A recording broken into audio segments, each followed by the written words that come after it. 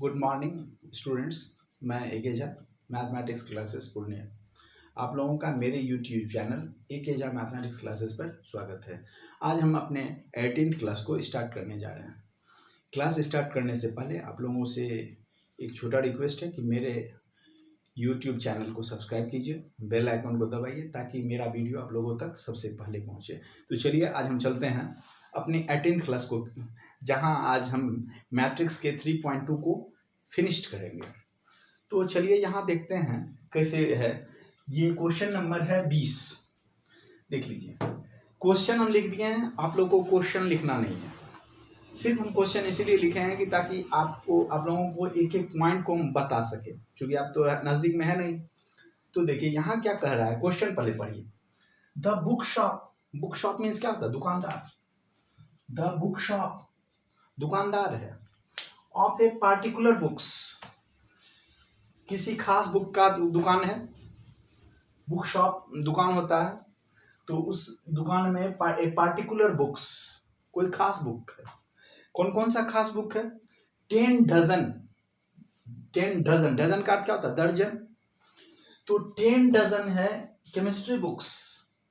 Chemistry यानी रसायन शास्त्र। कितना बुक है केमिस्ट्री का? 10 dozen chemistry books.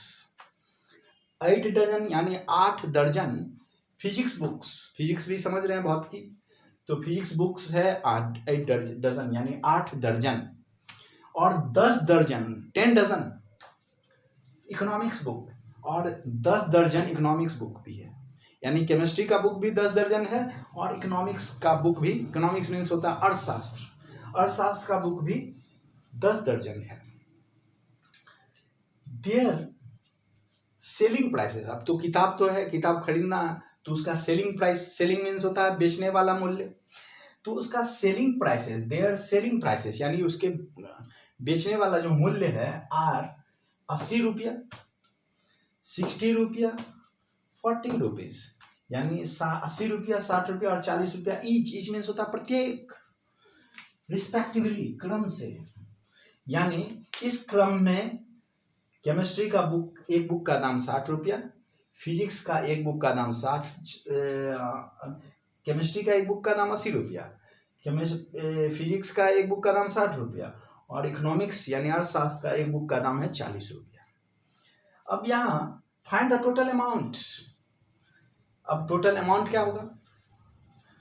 The books will receive, books of means होता है दुकानदार, विल रिसीव कितना रुपया वो पाएगा जब इस 10 दर्जन केमिस्ट्री के बुक को बेचेगा, 8 डजन यानी 8 दर्जन फिजिक्स के बुक को बेचेगा और 10 दर्जन इकोनॉमिक्स यानी अर्थशास्त्र के बुक को बेचेगा, तो कितना रुपया उसको मिलेगा?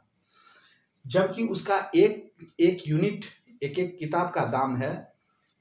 केमिस्ट्री का एक किताब का नाम 80 रुपया है, फिजिक्स के एक किताब का दाम 60 रुपया है और इकोनॉमिक्स के एक किताब का दाम 40 रुपया है।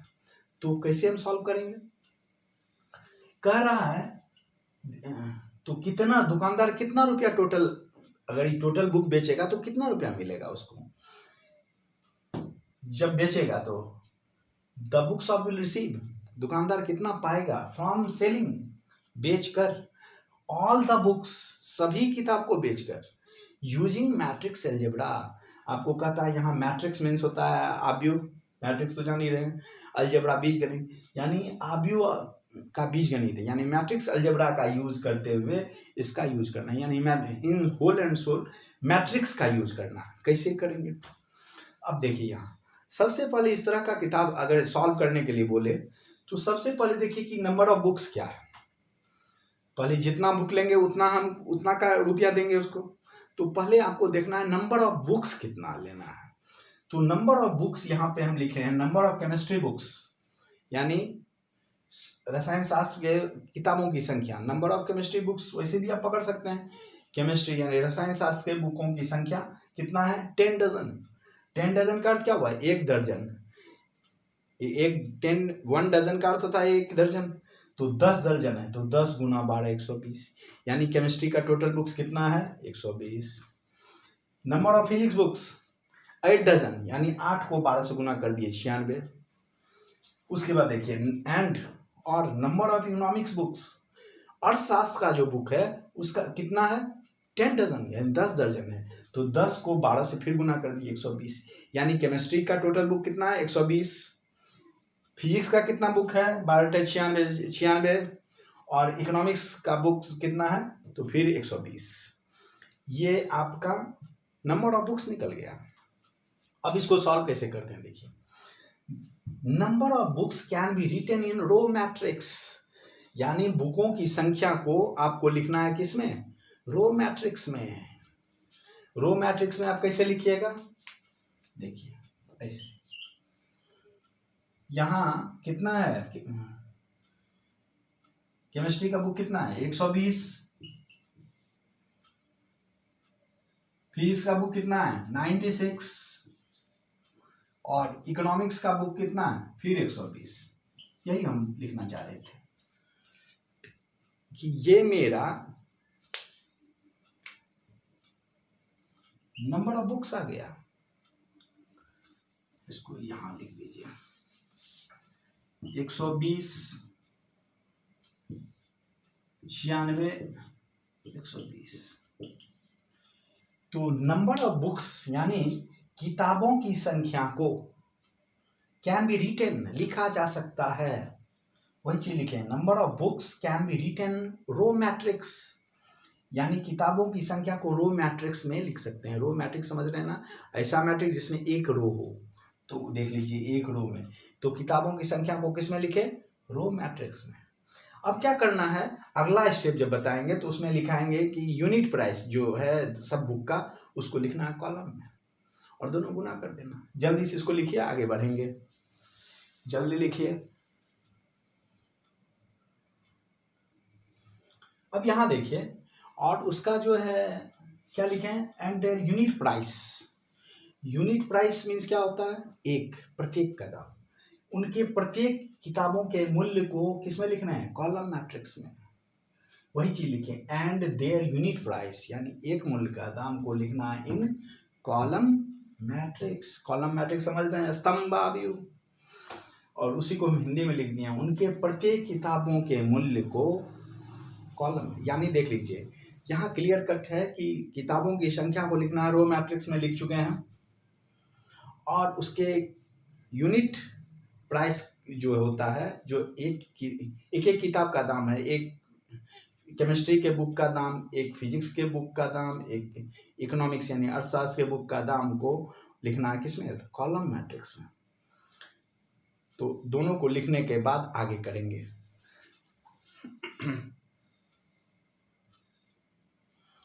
अब चलिए यहाँ देखिए कि इसको कैसे आगे बढ़ाते हैं। तो यहाँ यूनिट प्राइस तो आप देख लिए, किताबों की संख्या को किसमें लिखे, रो मैट्रिक्स में, और उसके यूनिट प्राइस को लिखे किसमें, कॉलम मैट्रिक्स में। अब हमको टोटल अमाउंट चाहिए, क्या कि किताब अगर हम खरीदेंगे टोटल तो टोटल पैसा चाहिए, उसी को बोलता है मैट्रिक्स का यूज करते हुए आप सॉल्व कीजिए। तो हम यहाँ टोटल अमाउंट, दुकानदार जो पाएगा टोटल अमाउंट वो ये ऐसे पाएगा, टोटल अमाउंट बराबर, रो मैट्रिक्स में बुकों की संख्या आप लिखे थे 120 96 120, इसको रो मैट्रिक्स में लिखे थे, और उसके यूनिट प्राइस यानी एक एक मूल्य, किताब का मूल्य जो है उसको लिखे थे कॉलम मैट्रिक्स में। इसी दोनों को गुना कर देना है, जो गुना करके आएगा वही टोटल अमाउंट हो जाएगा। तो देखिए अब इसको जब इससे गुना करेंगे तो कैसे गुना करेंगे, 120 को 80, आप जान रहे हैं ये रो है और ये कॉलम है, एक ही रो है इसमें एक ही कॉलम है, तो 120 को 80 से गुना करेंगे, कर दिए, प्लस क्या कि एक सर्किल में है, फिर इसको इससे गुना करेंगे, देखिए 96 प्लस 60, और फिर इसको इससे गुना करेंगे, हो गया। अब है ही नहीं, इसको गुना कर लिख दिए। पहले टोटल अमाउंट कैसे निकालेंगे, रो मैट्रिक्स को कॉलम मैट्रिक्स से गुना कर देंगे। रो मैट्रिक्स से रो मैट्रिक्स क्या है, किताबों की संख्या है, और कॉलम मैट्रिक्स क्या है, उसके यूनिट प्राइस का दाम।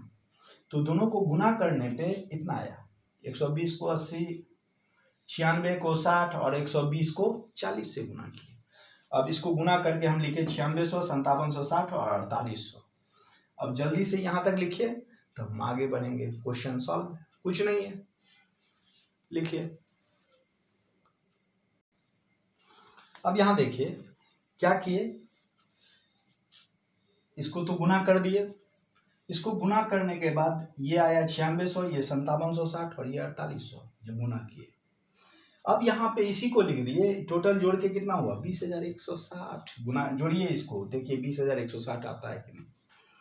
तो इधर तो था टोटल अमाउंट और इधर 20160, इसीलिए लास्ट में लिख देना टोटल अमाउंट बराबर 20160, यानी उसको कितना रुपया मिलेगा, यही 20060 आपका आंसर आ गया। तो क्या किए, सबसे पहले आप देखिए किताबों की संख्या कितना है। जब इस तरह का जब भी सवाल रहे आप देखिए कि किताबों की संख्या कितना है, किताबों की संख्या को रो मैट्रिक्स में लिखिए। उसके बाद हर एक प्रत्येक बुक का दाम, जितना बुक है उसके प्रत्येक बुक का दाम देखिए कितना है, उसको लिख देना है कॉलम मैट्रिक्स और दोनों गुना कर देना है। गुना करेंगे टोटल अमाउंट मिल जाएगा, जैसे किया। That is very very simple, जल्दी से इसको लिख लीजिए। देखिए अगला सवाल जो है वो उसमें ऑब्जेक्टिव है वो, तो उसका 21 नंबर और 22 नंबर दोनों है, जो एक ही सवाल से अटैच्ड है, जुड़ा हुआ है। तो पहले आपको दिया हुआ क्या सवाल उसको देख लीजिए, तब इसको सॉल्व करना, कैसे सॉल्व करेंगे। सवाल में दिया हुआ एज्यूम, यानी आप देखिए बुक में 21 और 22 के ठीक ऊपर में जो लिखा हुआ है एज्यूम से, वो सब आता है 21 और 22 के लिए, और हिंदी में लिखा होगा मान लिया कि। तो एज्यूम, एज्यूमेंस होता है मान लिया कि X Y Z W and P सब कैपिटल में लिखा हुआ है।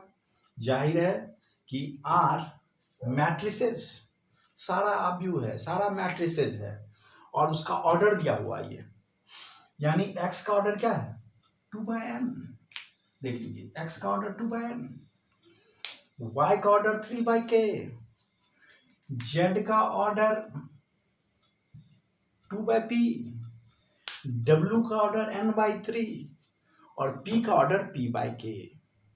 ये दिया हुआ है आपका, क्या दिया हुआ है एज्यूम, मान लिया है कि x y z w और p क्या है मैट्रिसेस है, आव्यूह है, और जिसका ऑर्डर क्या दिया हुआ है 2/n 3/k 2/p n/3 और p/k। अब यहाँ रिस्पेक्टिवली क्रम से दिया हुआ है, यानी क्रम से मीन्स इसका ये इसका ये इसका ये, इसी को बोलते हैं क्रमानुसार, रिस्पेक्टिवली। चूज करेक्ट आंसर, अब इसमें ऑब्जेक्टिव में हमको चूज करना है कौन सा मेरा करेक्ट है। यहाँ पे क्वेश्चन हम लिख दिए हैं क्वेश्चन कि 21 नंबर में कहता है वही P Y plus W Y will be defined, कब परिभाषित होगा, कब इसका मान निकलेगा। आप लोग देखे थे डिफाइंड और नॉट डिफाइंड। तो डिफाइंड का अर्थ क्या हुआ परिभाषित, गुना हो, अगर गुना होगा परिभाषित कब होगा, पहला ऑप्शन के अनुसार कि दूसरा ऑप्शन के अनुसार कि तीसरा ऑप्शन के अनुसार कि चौथा ऑप्शन के अनुसार, इसको आपको चेक करना है। तो सबसे पहले तो P Y plus W Y दिया है, पी कितना है आपका पी वाई है, पी का ऑर्डर कितना है देख लीजिए, पी का ऑर्डर p/k है, लिख दिए, और वाई का ऑर्डर कितना है 3/k, ये भी लिख दिए। बीच में कुछ नहीं है तो समझेंगे गुना है, पहले इसको हम तोड़ लिए हैं अलग से। तो p का ऑर्डर p/k और y का ऑर्डर 3/k, ये कब गुना होगा, आप पढ़ चुके हैं CR कॉन्सेप्ट, यानी ये C है होता है, ये R होता है, नहीं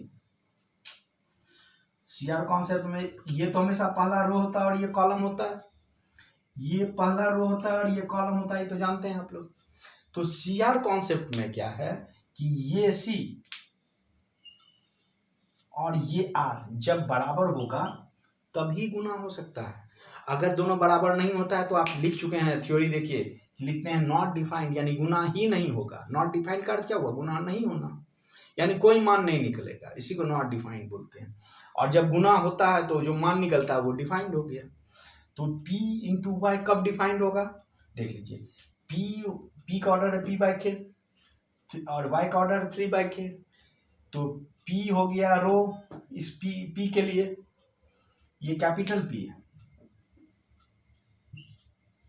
और उसका ये P रो है और K कॉलम है, स्मॉल में दे दिया है देख लीजिए, और Y जो है इसका 3 रो और K कॉलम है। तो ये दोनों गुना कब होगा? ये दोनों गुना तभी होगा जब सी आर कॉन्सेप्ट इसका कॉलम और इसका रो बराबर हो, यानी जब के 3 के बराबर होगा तभी गुना हो सकता है, डिफाइंड हो सकता है। आपको तो बोल रहा है डिफाइंड करने के लिए ना, तो ये तभी डिफाइंड होगा जब के बराबर क्या हो जाए? 3 हो जाए। अगर के 3 नहीं हुआ तो ये डिफाइंड नहीं होगा। अब आप चलिए, जब आपका ये दोनों डिफाइंड हो गए, मतलब अगर के को 3 कर दिए तो पी वाई का ऑर्डर पूछेगा तो क्या जवाब दीजिएगा? पी वाई का ऑर्डर, पी वाई का ऑर्डर क्या हो जाएगा?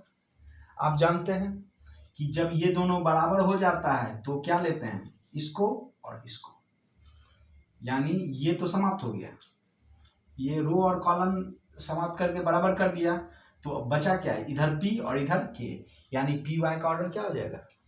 पी बाई के। और के कितना निकाले हैं? 3, तो यहाँ पे आप रख भी सकते हैं 3, तो हम के जहाँ रहेगा वहाँ पे मान रख देंगे, तो के बराबर क्या निकला? 3, तभी ये डिफाइंड होगा। तो और पी वाई का ऑर्डर क्या आ जाएगा? पी बाय के, और के का मान 3 निकला है, रख देंगे। इसको अच्छी तरह से समझ गए? पी वाई, पहले हम पी वाई ले लिए, पी का ऑर्डर पी बाई के है, देख लीजिए, के वाई का ऑर्डर 3 बाई के है, और सी आर कॉन्सेप्ट पहला का कॉलम यानी पी का कॉलम और दूसरा का रो अगर बराबर होगा तो गुना होगा। अब कैसे लिखते हैं? पी बाई के लिखा हुआ तो पहला वाला तो रो होता है, ये कॉलम, ये भी रो, ये कॉलम, ये दोनों जब बराबर होगा तभी गुना होगा, डिफाइंड होगा, अदरवाइज डिफाइंड नहीं होगा। तो जब दोनों बराबर हो गया तो क्या लिखेंगे? ये तो कब डिफाइंड होगा? जब के बराबर 3 होगा, और जब डिफाइंड हो गया तो पी वाई का ऑर्डर क्या आएगा? इसको बंद कर देंगे, क्या बचा? इधर पी और इधर के, तो लिख देंगे पी वाई के। अब जब के का मान रखना रहेगा तो वहां 3 रख देंगे। आगे बढ़ते हैं तब देखिएगा, जल्दी से लिखिए इसको। अब यहाँ देखिए कि पी वाई तो देख लिए थे, प्लस डब्ल्यू वाई था, तो डब्ल्यू वाई, इसको यहाँ चमकता है, इसको हटा दीजिए, डब्ल्यू वाई यहाँ लिखिए, डब्ल्यू वाई यहाँ लिखना है। हाँ, तो यहाँ देखिए कि डब्ल्यू वाई है, डब्ल्यू का P Y plus W Y है, तो उसमें डब्ल्यू और वाई को अब कैसे गुना करते हैं? डब्ल्यू का देखिए ऑर्डर दिया हुआ है n/3 रिस्पेक्टिवली, क्रम से देखिए, जितना में डब्ल्यू है देख लीजिए, चौथा में डब्ल्यू है तो उसका रिस्पेक्टिवली में दिया हुआ है n/3, और वाई का ऑर्डर हम लिख चुके हैं सबका तीर में मार मार के, तो वो हो गया 3/k। अब ये दोनों के बीच में कुछ नहीं है, समझेंगे गुना। अब ये कब गुना होगा? ठीक उसी तरह सी आर कॉन्सेप्ट को फॉलो करता है कि नहीं?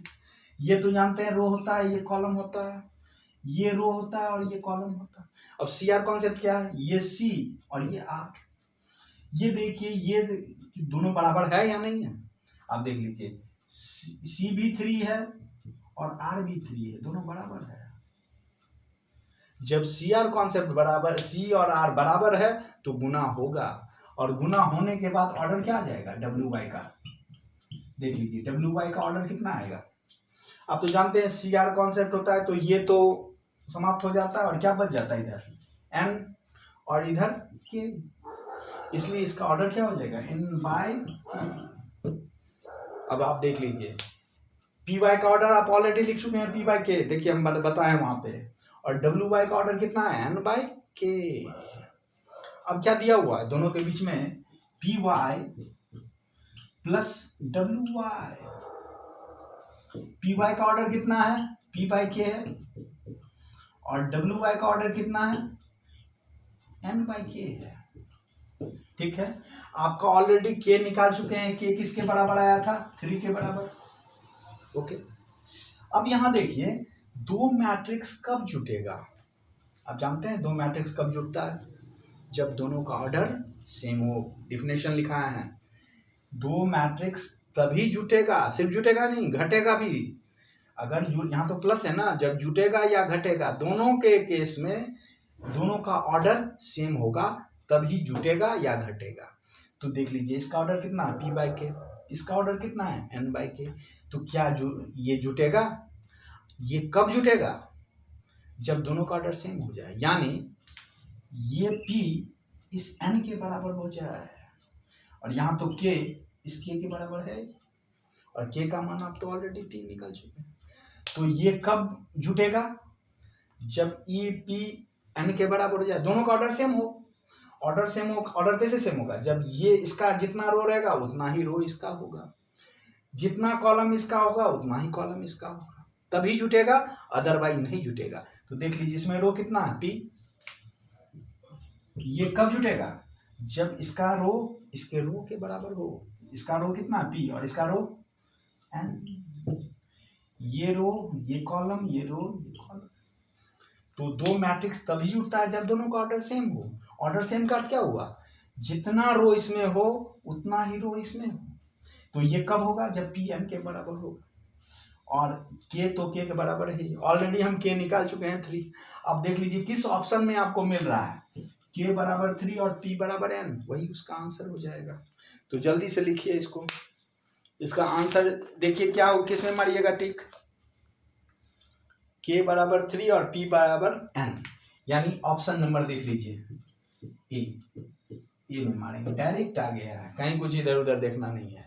तो k बराबर 3 और p बराबर n जो आएगा वही आंसर हो जाएगा। जल्दी से लिखिए, आगे बढ़ेंगे।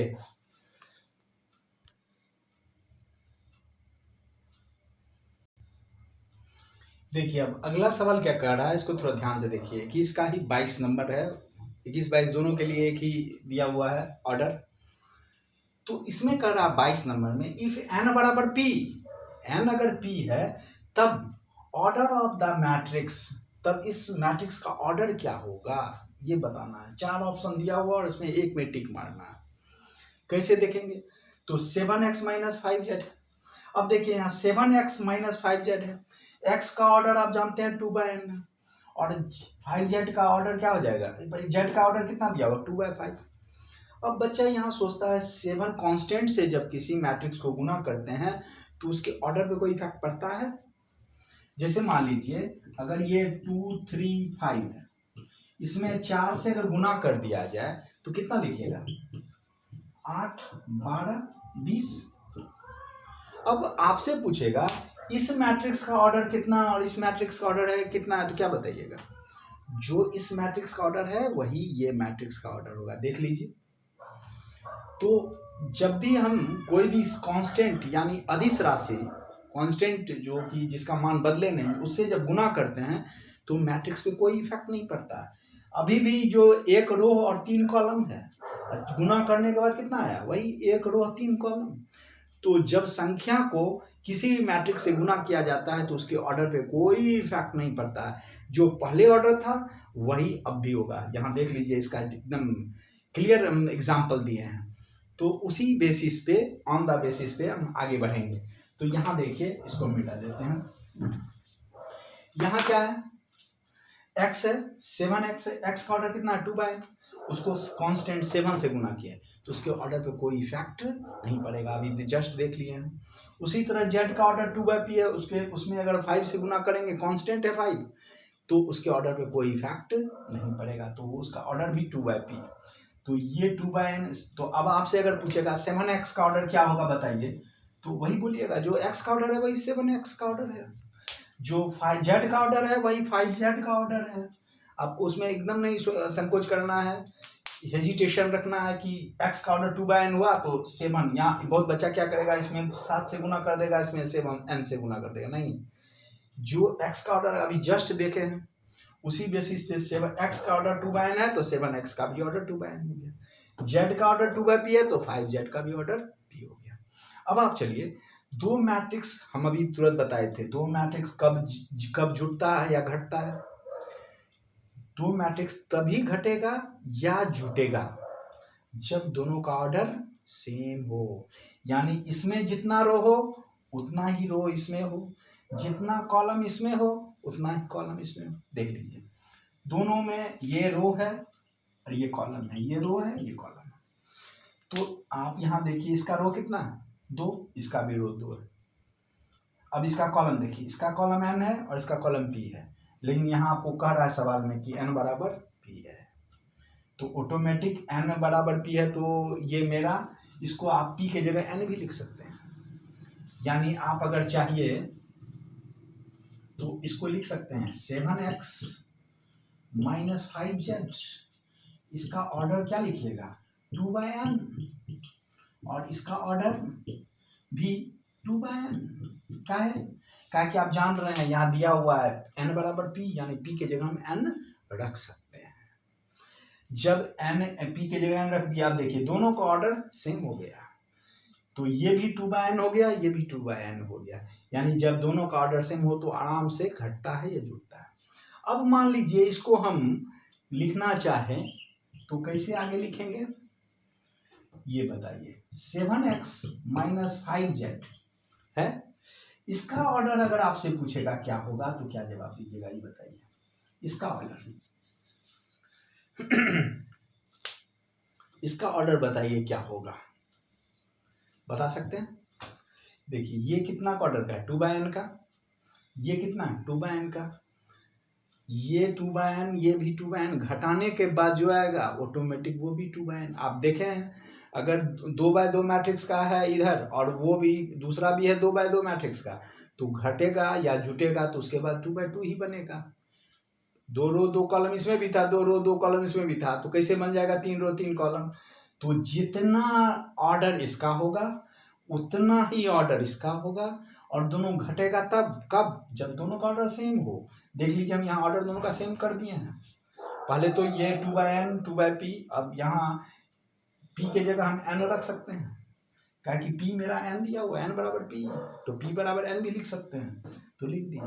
अब दो मैट्रिक्स कब घटेगा या जुटेगा, जब दोनों का ऑर्डर सेम, और घटने जुटने के बाद इसका जो ऑर्डर होगा वही इसका भी ऑर्डर आएगा, और जब घटा के लिखेंगे इसका ऑर्डर पूछेगा कितना होगा तो वही लिखेंगे 2/n। जो इसका ऑर्डर था वही इसका ऑर्डर हुआ, और वही घटने के बाद जो आएगा उसका भी ऑर्डर उतना ही उसमें रो होगा। इसका अर्थ क्या हुआ, जितना रो कॉलम इसमें है उतना ही रो कॉलम इसमें है, घटने के बाद जो आया उसमें भी उतना ही रो और कॉलम होगा। इसीलिए इसका ऑर्डर क्या लिखिएगा 2/n। समझ में आया। इसको आप थोड़े से ऐसे यहाँ पर भी लिख सकते हैं, कितना लिखिएगा 2/n। तो देख लीजिए इसका ऑर्डर किस ऑप्शन में दिया हुआ है, देखिए थोड़ा ध्यान से देखिए। वो क्वेश्चन नंबर 22 का है, ऑप्शन कितना हो जाएगा बी 2/n। देख लीजिए आ गया, तो जल्दी से ऑप्शन नंबर बी में टिक मार दीजिए, दैट इज करेक्ट। आगे बढ़ेंगे, अब चैप्टर फिनिश्ड। अब हम चलते हैं ये अगले चैप्टर में 3.3 में ट्रांसपोज ऑफ मैट्रिक्स। जल्दी से लिख लीजिए तब आगे बढ़ेंगे। अब चलिए हम चलते हैं एक्सरसाइज 3.3 का क्वेश्चन पढ़ने से पहले, बनाने से पहले उसके थ्योरी पे चलते हैं। तो एक्सरसाइज 3.3 का थ्योरी आज देखेंगे कि क्या है। तो उसमें सबसे पहला इंपॉर्टेंट टॉपिक है transpose of A matrix. Transpose of A matrix क्या हुआ, आव्यूह का परिवर्त। परिवर्त मीन्स क्या होता है, परिवर्तन, बदलने वाला। तो आव्यूह यानी मैट्रिक्स का परिवर्तन ही कहलाता है ट्रांसपोज ऑफ मैट्रिक्स। परिवर्तन कैसे होगा इसके बारे में देखते हैं। तो यहाँ let capital A be any matrix, मान लिया कि ए कोई मैट्रिक्स है, देन तब द मैट्रिक्स, जो मैट्रिक्स है, ऑब्टेन्ड, ऑब्टेन मीन्स प्राप्त करना, तब जो मैट्रिक्स प्राप्त किया जाता है, प्राप्त करते हैं, किया जाता है बाय इंटरचेंजिंग।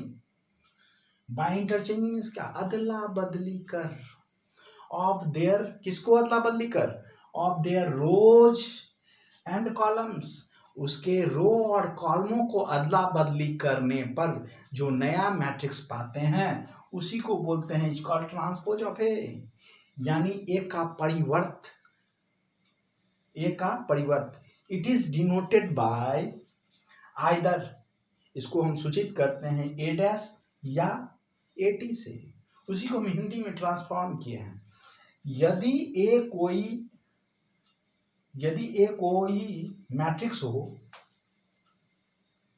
यदि एक कोई वो नहीं, यदि एक कोई मैट्रिक्स हो तब उनके रोज यानी पंक्तियों की संख्या, पंक्तियां और कॉलम्स स्तंभ, तब उनके रोज और कॉलम्स को अदला बदली कर, उसके रो और कॉलमों को अदला बदली कर जो मैट्रिक्स पाते हैं उसे ही परिवर्त यानी ट्रांसपोज मैट्रिक्स कहते हैं।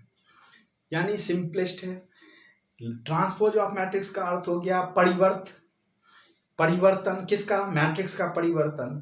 कैसा परिवर्तन, जब हम उसके रो और कॉलमों को अदला बदली कर नया मैट्रिक्स बनाते हैं उसी को बोलते हैं ट्रांसपोज ऑफ मैट्रिक्स।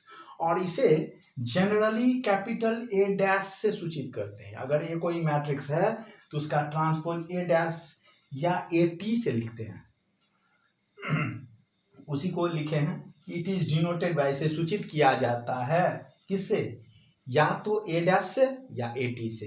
तो आप हिंदी में भी यहाँ लिख सकते हैं, इसे सूचित किया जा सकता है या तो ए डैश से या ए टी से। तो उसी चीज को एक ही लाइन है तो इट इज डिनोटेड बाय आप आराम से समझ सकते हैं। तो समझ में आया कि नहीं। ट्रांसपोज ऑफ मैट्रिक्स क्या कहता है, ट्रांसपोज मीन्स होता है परिवर्त। तो परिवर्त यानी परिवर्तन करने के बाद जो नया मैट्रिक्स प्राप्त होता है उसी को बोलते हैं हम ट्रांसपोज ऑफ मैट्रिक्स। और कैसे भी प्राप्त किया जाता है, जब रो और कॉलमों को अदला बदली किया जाता है तो जो नया मैट्रिक्स पाते हैं, जो हम नया मैट्रिक्स पाते हैं उसी मैट्रिक्स को बोलते हैं ट्रांसपोज ऑफ मैट्रिक्स। तो डेफिनेशन समझ में आया कि ट्रांसपोज ऑफ मैट्रिक्स क्या हुआ, जो मैट्रिक्स है उस मैट्रिक्स का रो और कॉलमों को अदला बदली करने पर जो नया मैट्रिक्स मिलता है वही है ट्रांसपोज ऑफ मैट्रिक्स। अब देखिए आगे एग्जांपल में बताएंगे कि रो और कॉलम को कैसे अदला बदली करेंगे। अदला बदली करने पे जो मैट्रिक्स आएगा उसी मैट्रिक्स को हम ट्रांसपोज मैट्रिक्स कहेंगे। तो जल्दी से इसको लिख लीजिए तब हम आगे बढ़ेंगे। ये डिफिनेशन बहुत ही रिफाइंड डिफिनेशन है, इसको लिखिए।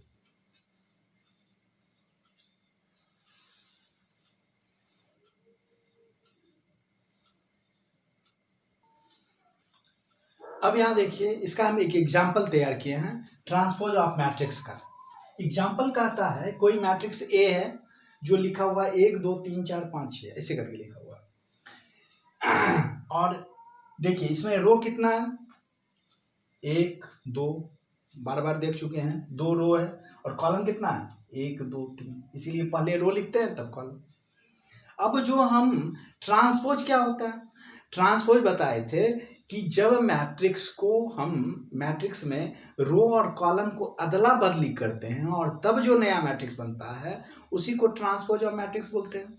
तो यहाँ देखिए ए है, इसका ट्रांसपोज यहाँ। अब देखिए कैसे अदला बदली हुआ, देखिए इसका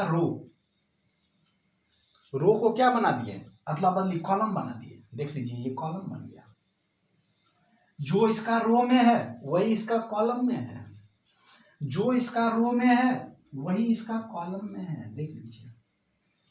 और जो इसका कॉलम में है वो देख लीजिए इसका रो में हो गया। देखिए रो में इसका कॉलम में कितना 1 4, इसका रो में देखिए 1 4, इसका कॉलम में देखिए 2 5, इसका रो में देखिए 2 5, इसका कॉलम में देखिए 3 6, इसका कॉलम में देखिए 3 6, तो ये है 3 6 का रो। तो जो इसमें रो में है वो कॉलम में हो गया, जो कॉलम में है वो रो में हो गया। तो यही अदला बदली हुआ, जहां रो लिखे थे उसको कॉलम बना देंगे। तो देखिए यहाँ रो है 1 2 3, तो उसको कॉलम बना दिए 1 2 3। फिर यहाँ 4 5 6 है, तो देख लिए। तो जब किसी मैट्रिक्स का रो और कॉलम को अदला बदली करते हैं तो जो मैट्रिक्स मिलता है उसी को बोलते हैं ट्रांसपोज ऑफ मैट्रिक्स। यानी ए डैश जो है किसका ट्रांसपोज है, ए का। यानी ए का परिवर्त, ए को परिवर्त बदलने पे जो आया वही है। तो आपको अगर कोई भी मैट्रिक्स देगा उसका ट्रांसपोज निकालिए, तो आप ऐसे निकालिए। एक दो और एग्जाम्पल देखेंगे तो यहाँ समझ में आया इसका। अब यहाँ देखिए खास पॉइंट क्या है कि इसका ऑर्डर कितना है 2 by 3। देख लीजिए 2 रो है और 3 कॉलम है।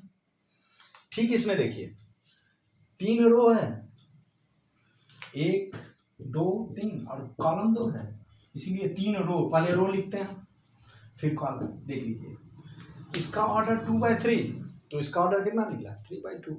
जब रो और कॉलम को अदला बदली करेंगे तो उसके ऑर्डर पे भी डायरेक्ट इफेक्ट पड़ेगा। पहले जो रो था वो कॉलम बन जाएगा, जो कॉलम था वो रो, यानी ए का ऑर्डर कितना है 2/3 और ए डैश का ऑर्डर कितना है 3/2। देख लीजिए ठीक अलट पलट हो जाएगा। अगर आपसे दे देगा कि ए का ऑर्डर है m/n, यानी इस मैट्रिक्स का रो है m और कॉलम है n, तो ऑर्डर लिखते हैं m/n, लिखते हैं गुना m गुना n, लेकिन पढ़ते हैं m/n, याद रखना है। तो ए का ऑर्डर हो गया m/n, तो ए डैश का ऑर्डर क्या होगा, ठीक पलटा n/n। अगर इसका ऑर्डर दे देता 7/8 तो उसका ऑर्डर क्या लिखते 8/7, क्या कि रो को कॉलम बना देते हैं और कॉलम को रो बना देते हैं। यही ट्रांसपोज है कि हम किसी भी मैट्रिक्स को जो प्राप्त करते हैं रो को कॉलम बनाते हैं और कॉलम को रो बना देते हैं, that is the transpose of matrix. समझ में आया? तो इसका 1-2 और एग्जाम्पल देख लेते हैं, जल्दी से देख लीजिए इसको तब आगे बढ़ेंगे। देखिए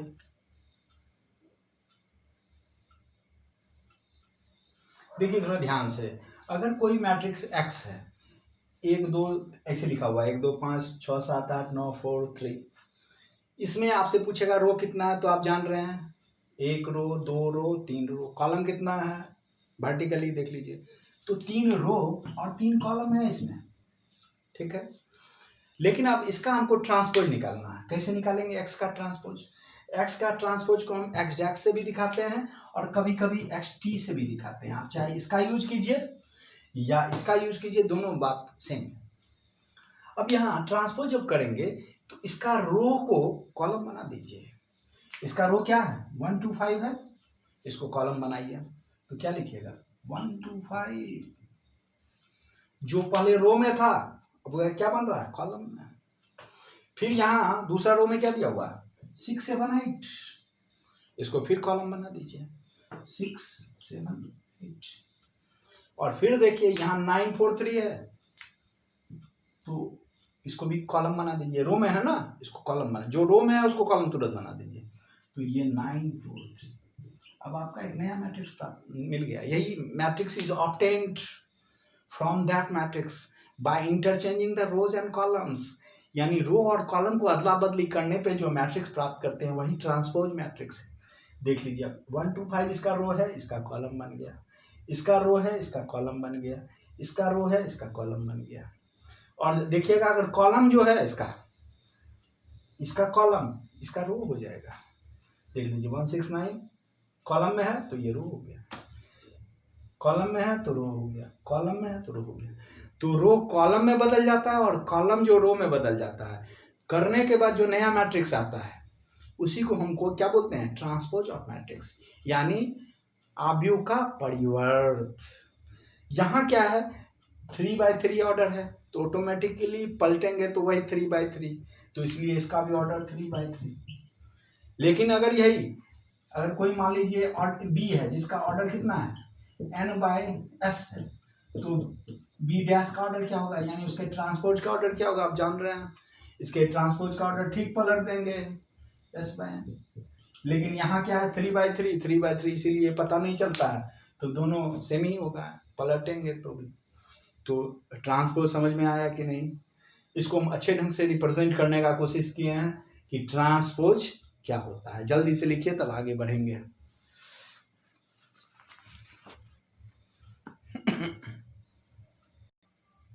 देखिए अब उसके बाद आता है परिवर्त का, तो परिभाषा देख लिए, परिवर्त का एग्जाम्पल देख लिए, यानी ट्रांसपोज जो किए, कैसे ट्रांसपोज किए, रो और कॉलम को इंटरचेंज करके किए।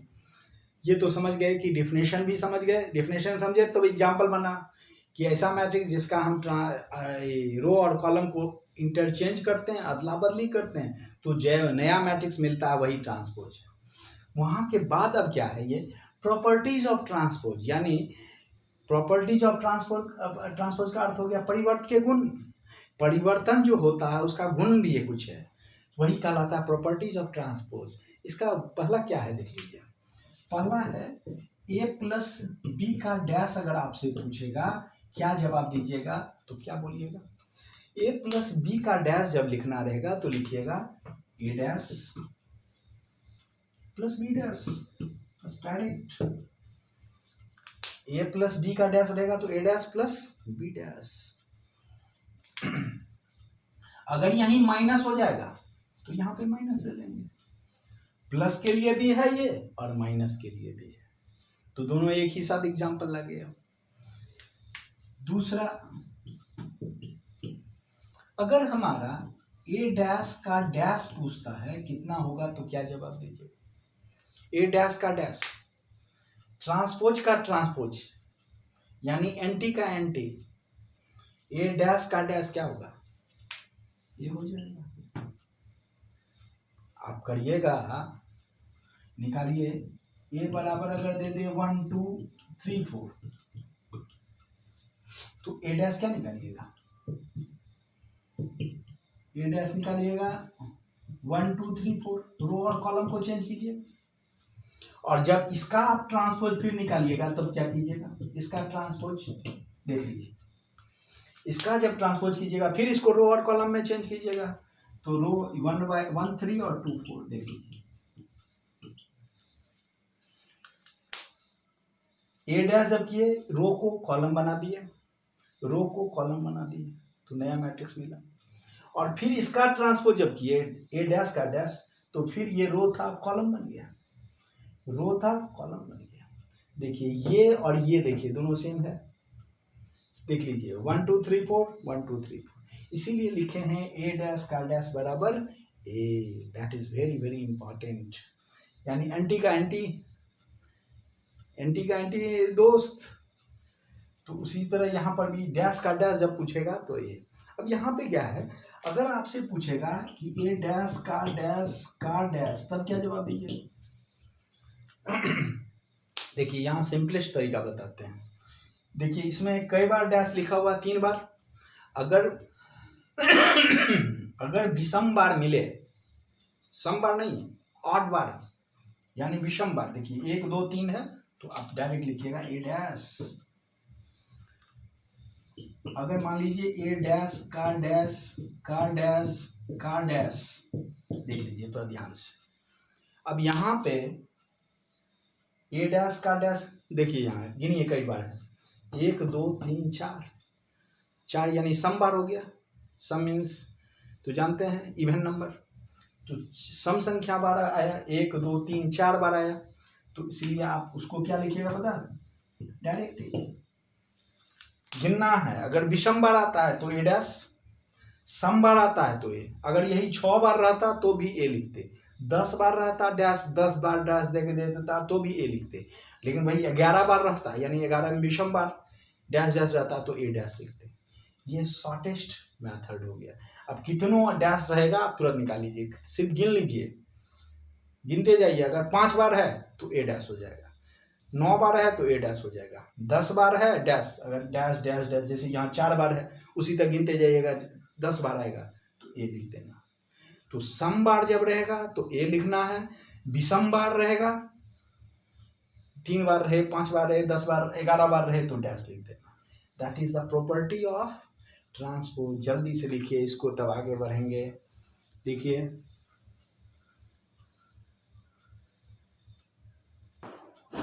देखिए यहाँ अब तीसरा प्रॉपर्टी क्या कहता है, k इंटू ए का डैश। k क्या है? कांस्टेंट। कांस्टेंट क्या हुआ? 2 3 5 7, कुछ भी कांस्टेंट है, संख्या है कोई, तो कांस्टेंट तो जानते हैं जो फिक्स्ड रहे, k कुछ भी हो सकता है, 2 3 5 7 कुछ भी। k ए का डैश रहेगा तो इसको क्या लिखिएगा? इसको आप लिखिएगा कांस्टेंट पे ट्रांसपोज का कोई इफेक्ट नहीं होता है, तो k इंटू ए डैश। उसी तरह जैसे मैट्रिक्स का ऑर्डर देखे थे, एक्स का ऑर्डर जब आया था और 7 से उसको गुना किए थे, तो क्या दोनों का ऑर्डर में कोई चेंज हुआ था? नहीं हुआ था। तो कांस्टेंट ना तो गुना करने पे मैट्रिक्स में ऑर्डर में कोई इफेक्ट डालता है और ना यहाँ ट्रांसपोज पे उसका कोई इफेक्ट होता है। इसको नहीं लिख दीजिएगा के डैश, ऐसे नहीं लिखना है, भूल से भी नहीं लिखना है, क्या कि संख्या पे ये ट्रांसपोज है सिर्फ किसके लिए? मैट्रिक्स के लिए। तो के इंटू ए का डैश जब रहेगा तो लिखना है के इंटू ए डैश। अगर मान लीजिए 5ax, मान लीजिए 5x का डैश है तो कितना लिखिएगा 5x डैश, सिर्फ x पे लगाना है डैश। ये बेसिक प्रॉपर्टीज है थर्ड नंबर। फोर्थ नंबर क्या है, थोड़ा ध्यान से देखिए। अगर ए बी का डैश है कितना लिखिएगा, इसमें इन जनरल बच्चा जो है लिख देता है इसको क्या ए डैश इंटू बी डैश, नहीं, ये एंटी कम्यूटेटिव होता है, यानी हम इसको लिखेंगे बी डैश ए डैश, ठीक पलट के। अगर हमसे पूछेगा बताइए ए बी सी का डैश क्या होगा तो क्या लिखिएगा, ठीक पलट दीजिएगा, क्या लिखेगा पहले सी डैश, तब बी डैश, तब A dash, that is the transpose reverse order. Order को ठीक पलट देना है। मान लीजिए यहाँ पी क्यू आर एस है तो क्या लिखिएगा डैश जब करिएगा तो आपको वही लिखना है। फिर पहले देखिए लास्ट में क्या एस डैश डैश, फिर क्या है आर डैश, फिर क्या है क्यू डैश, फिर पी क्या है पी डैश, रिवर्स ऑर्डर। तो यही जब रिवर्स ऑर्डर में मिल जाता है तो यही एक प्रॉपर्टी हो गया ट्रांसपोज का। तो ए बी का डैश रहेगा तो क्या लिखना है B dash A dash, A B C dash रहेगा तो सी डैश बी डैश तब ए डैश, ठीक उलट देना है। पी क्यू आर एस है तो ठीक देखेंगे S dash R dash Q dash और पी डैश। ये मैट्रिक्स का मल्टीप्लिकेशन का जो ट्रांसपोज है वो बेसिक प्रॉपर्टी है, बहुत इंपॉर्टेंट है, इसको इन जनरल बच्चा ही भूल जाता है।